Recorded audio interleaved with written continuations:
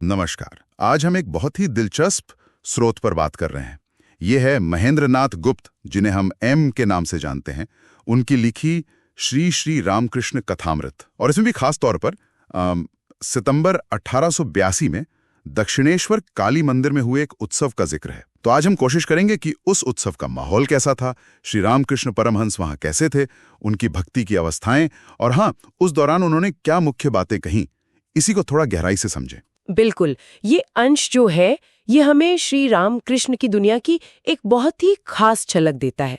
मतलब भक्ति, आनंद और गहरे आध्यात्मिक सत्य सब एक साथ घुले मिले हुए हैं। ये सिर्फ किसी घटना का जिक्र नहीं है, ये तो जैसे एक आध्यात्मिक अनुभव का रिकॉर्ड है। हाँ, रिकॉर्ड। तो स्रोत बताता है कि दक्षिणेश्वर काली मंदिर, गंगा किनारे, वही केंद्र था उत्सव का। कैसा माहौल रहा होगा?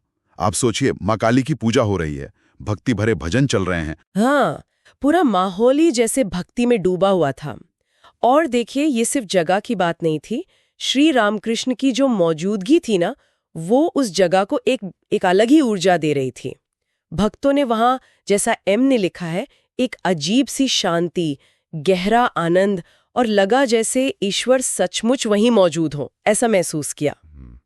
और कमाल की बात ये थी कि कैसे वो पूरा माहौल ही अपने आप में भक्ति को और जगा रहा था। अच्छा, और श्री रामकृष्ण खुद वो कैसे शामिल थे इस सब में? क्या बस देख रहे थे या? नहीं, बिल्कुल नहीं। वो तो पूरी तरह उसमें रमे हुए थे। एम लिखते हैं कि वो पूजा भी कर रहे थे, बड़े उत्साह से भजन गा रहे थे और भक्तों से मिलजुल रहे थे, हंसी मजाक भी चल रहा था। उनका वो जो बच्चों जैसा स्वभाव था ना, वो वहां साफ दिख रहा था। और उनकी वो खास अवस्था, समाधि, उसके बारे में क्या पता चलता है? हाँ, वो तो सबसे अनोखी बात थी भक्तों के लिए, उनकी समाधि की अवस्था। और यहीं से बात और गहरी हो जाती है। एम बताते हैं कि भजन गाते गाते या माँ का नाम लेते हुए ही श्री रामकृष्ण अक्सर समाधि में चले जाते थे। समाधि? जी, ये एक ऐसी गहरी आध्यात्मिक स्थिति है जहाँ मतलब बाहर की दुनिया का कोई होश नहीं रहता, शरीर एकदम शांत स्थिर हो जाता है और चेहरा एक अजीब दिव्य खुशी से चमकता था। भक्तों के लिए तो ये ईश्वर के साथ उनके जीवन संबंध का एकदम सीधा सबूत था। ये समाधि शब्द यहाँ बहुत महत्वपूर्ण है। तो मतलब इतने आनंद और भक्ति के माहौल में भी उन्होंने कुछ शिक्षाएं दी? क्या खास बातें थी वो? हाँ, और बातें भी ऐसी जो थीं तो बहुत सरल पर बहुत गहरी। सबसे ज्यादा जोर तो उन्होंने माँ काली की भक्ति पर दिया। कहा कि ये ईश्वर तक पहुंचने का सबसे सीधा रास्ता है। जैसे वो कहते थे ना, बच्चे की तरह माँ को पुकारो, वो जरूर सुनेगी, दर्शन देगी। कितना सरल है। हाँ, बिल्कुल। और ईश्वर हर जगह है, इस पर भी कुछ कहा था उन्होंने। जी हाँ, बिल्कुल। समझाया कि ईश्वर हर चीज में है। एक बहुत सुंदर उदाहरण दिया कि जैसे समंदर की हर बूंद समंदर ही है, वैसे ही हर जीव में, हर कण में ईश्वरी बसा है।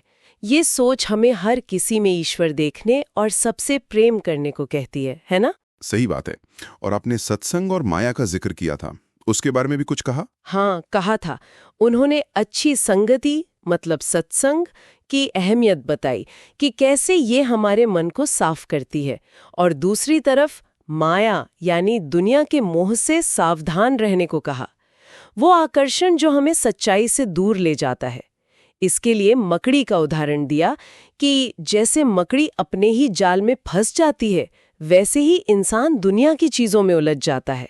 अगर हम थोड़ा और सोचे तो उनकी सिखाने का जो तरीका था, उसकी क्या खासियत थी? देखिए, उनकी सबसे बड़ी खूबी यही थी कि वो बड़ी बड़ी आध्यात्मिक बातों को रोजमर्रा की जिंदगी की छोटी छोटी मिसालों से समझा देते थे। कोई मुश्किल फिलॉसफी नहीं, सीधी दिल को छूने वाली बातें। इससे कोई भी, चाहे पढ़ा लिखा हो या ना हो, उनकी बातें आसानी से समझ लेता था और अपनी जिंदगी में उतार सकता था। और ये सब हम तक पहुंचाया महेंद्र नाथ गुप्त यानी एम ने। उनकी भूमिका तो बहुत बड़ी रही है। बहुत ज्यादा महत्वपूर्ण।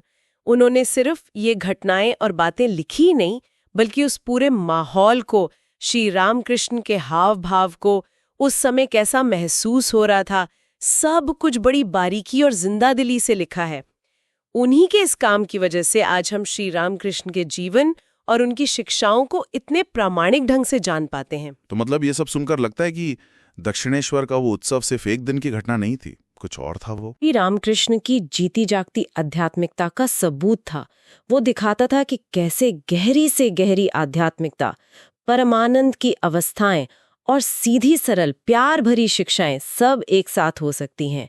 ये बताता है कि अध्यात्म सिर्फ गंभीर तपस्या नहीं है, उसमें आनंद भी है, उत्सव भी है और एक सहजता भी है। और उनकी शिक्षाओं की जो सरलता है वो आज भी उतनी ही जरूरी लगती है। बिल्कुल जरूरी लगती है। और यहीं से एक दिलचस्प सवाल उठता है।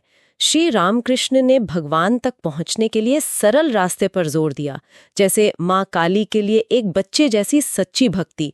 तो आज की दुनिया में जो इतनी जटिल है, इतनी भागदौड़ वाली है, जहाँ सब कुछ इतना उलझा हुआ लगता है, यहाँ अपने लिए ऐसा ही कोई सरल आध्यात्मिक रास्ता खोजना और उस पर चलना, इसका क्या मतलब हो सकता है? सोचने वाली बात है। हाँ, ये सोचने वाली बात है। इसी विचार के साथ आज की ये बातचीत हम यहीं खत्म करते हैं।